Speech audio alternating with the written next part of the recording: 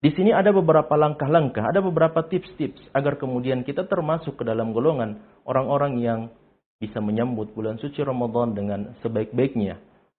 Yang paling pertama tentu saja adalah bagaimana kita menyambut bulan suci Ramadan ketika kita masih berada di dalam bulan Sya'ban. Sya'ban masih tersisa beberapa hari lagi sebelum kita memasuki bulan suci Ramadan. Maka apa langkah-langkah kita? Apa yang harus kita lakukan ketika kita masih berada di dalam bulan Sya'ban ini? Ya. Yang paling pertama tentu saja adalah bertaubat kepada Allah Subhanahu wa taala. Ya, ini adalah amalan yang paling pertama tatkala kita masih berada di dalam bulan Sya'ban sebelum kita memasuki bulan suci Ramadan. Maka mari bersegera bertaubat kepada Allah Subhanahu wa taala. Oleh karena telah sahih dari Nabi sallallahu alaihi wasallam bahwasanya beliau bersabda, ya, wa innal kadhiba la yahdi ilal fujur wa innal fujur yahdi ilan nar.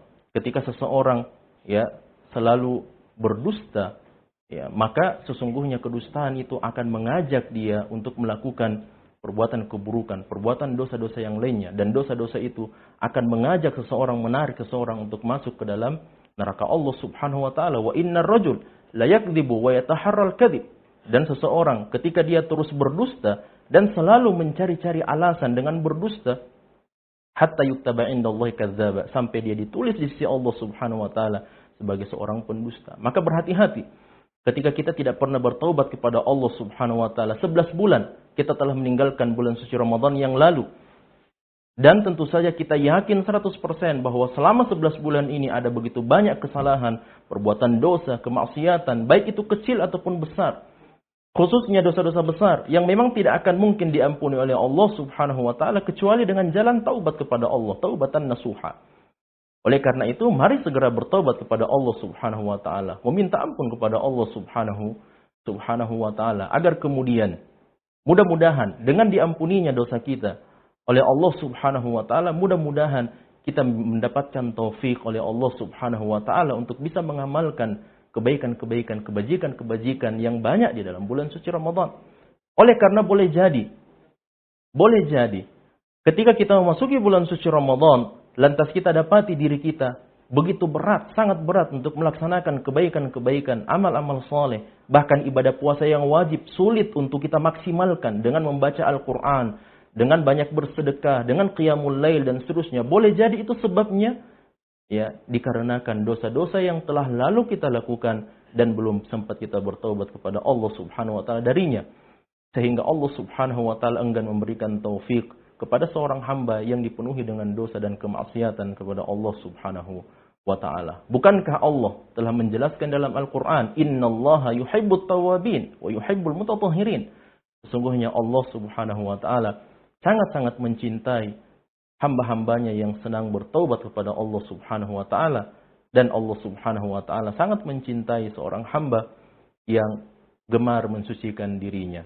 Oleh karena itu, kalau kita ingin dicintai oleh Allah Subhanahu wa taala, maka salah satu jalannya adalah mari banyak bertaubat kepada Allah Subhanahu wa taala. Kemudian yang kedua adalah menyambung silaturahim kita, ya, dan meminta maaf kepada sesama. Kita tidak akan mungkin ya bisa melarikan diri kita ya, dengan dosa-dosa yang pernah kita lakukan kepada sesama manusia, kepada saudara kita, kepada kakak adik, khususnya apalagi kepada orang tua kita, atau kepada saudara-saudara kita, kepada ikhwah kita, ya, kepada kaum muslimin secara umum. Maka mari kita menyambung silaturahim. Mari kita menyambung persaudaraan kita kembali. Ya, mari kita meminta maaf apabila memang kita memiliki kesalahan dan perbuatan yang ya telah melukai perasaan mereka. Ya. Oleh karena telah sahih diriwayatkan oleh Imam Muslim rahmatullah alaih bahwasanya Nabi sallallahu alaihi wasallam bersabda, "Turfa'ul a'malu fi kulli yaumi khamisin wa itsnain." Sesungguhnya ibadah-ibadah itu kata Rasulullah diangkat oleh Allah Subhanahu wa taala setiap hari Kamis dan setiap hari Senin. Ya. Kemudian kata Rasulullah, "Fayaghfirullahu azza wa jalla likulli imri'in la yusyriku billahi syai'a." Ya, amalan-amalan yang diangkat kepada Allah Subhanahu wa taala itu, Allah Subhanahu wa taala akan memaafkan, mengampuni setiap hamba yang melakukan kesalahan selama dia tidak bersyirik atau melakukan kesyirikan kepada Allah Subhanahu wa taala. Namun kata Rasulullah di akhir hadis ini, illam ra'an, kecuali seorang muslim, kanat bainahu wa baina akhihi syahna, ya, antara dia dengan sesama saudaranya sendiri ada permusuhan, ada perselisihan, ada pertengkaran. Fayuqalu, maka dikatakan kepada mereka, ya, utruku hadaini hatta yastaliha, utruku hadaini hatta yastaliha. Tinggalkanlah dua orang yang berselisih ini. Tinggalkanlah dua orang yang berselisih ini sampai mereka menyambung silaturahimnya. Kita khawatir jangan sampai kita semangat untuk mengerjakan ibadah puasa dalam bulan suci Ramadan, untuk senantiasa mendekatkan diri kepada Allah, memperbanyak khataman Quran kita, hafalan Quran kita, bacaan-bacaan kita, sedekah kita. Namun subhanallah kita lupa bahwa di sana ada orang-orang yang pernah kita sakiti. Di sana ada orang-orang yang pernah kita zalimi. Ya, lantas kemudian ibadah-ibadah yang kita lakukan itu tidak diterima oleh Allah Subhanahu wa taala, tidak terangkat, tidak diangkat oleh Allah Subhanahu wa taala, dan tidak diterima oleh Allah Subhanahu wa taala, masih tertangguhkan di sisi Allah disebabkan karena kita memiliki permusuhan, perselisihan dan kezaliman yang banyak kepada sesama manusia. Olehnya itu dalam hadis yang sahih Nabi SAW pernah bertanya kepada para sahabat, atadruna manil muflis? Tahukah kalian siapa itu orang yang bangkrut?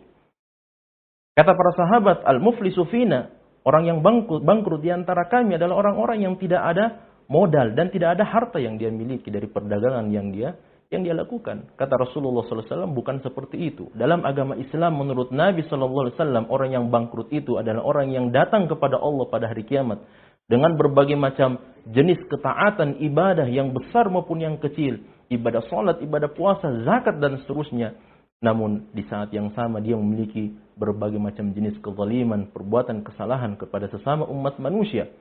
Maka setiap orang yang pernah dia zalimi akan datang kepada orang tersebut dan akan meminta kebaikan orang itu dan diberikan kepada orang yang pernah terzalimi. Kata Nabi SAW, kalau kebaikan-kebaikannya telah habis, maka kesalahan-kesalahan orang yang pernah dia zalimi akan diambil olehnya dan ditimpakan kepadanya, dan dia akan masuk ke dalam neraka Allah Subhanahu wa taala karena perbuatan kezaliman itu. Olehnya itu di bulan Sya'ban ini mari kita menyambung tali silaturahim kita, berbuat baik kepada sesama, meminta maaf kepada mereka. Dan kalau memang di sana ada orang-orang yang pernah melakukan kesalahan, perbuatan kezaliman kepada kita, maka jadilah seperti salah seorang sahabat Nabi SAW yang telah dikabarkan oleh Rasulullah SAW bahwa akan masuk ke dalam masjid ini, ke dalam majelis kalian, salah seorang di antara penghuni surga Allah Subhanahu wa taala. Salah satu amalan penyebab dia telah dijanjikan oleh Rasulullah SAW sebagai salah seorang penghuni surga adalah setiap kali dia ingin memejamkan kedua matanya di malam hari, tidak pernah ada tersisa perasaan dengki, iri, hasad, kebencian kepada sesama saudaranya. Bahkan semua kezaliman yang pernah dilakukan oleh saudaranya pada hari itu telah dimaafkan olehnya. Itu adalah hal yang berat tentu saja. Namun apabila kita bisa melakukannya, maka insya Allah kita termasuk dalam golongan orang-orang yang dijanjikan surga Allah Subhanahu wa taala.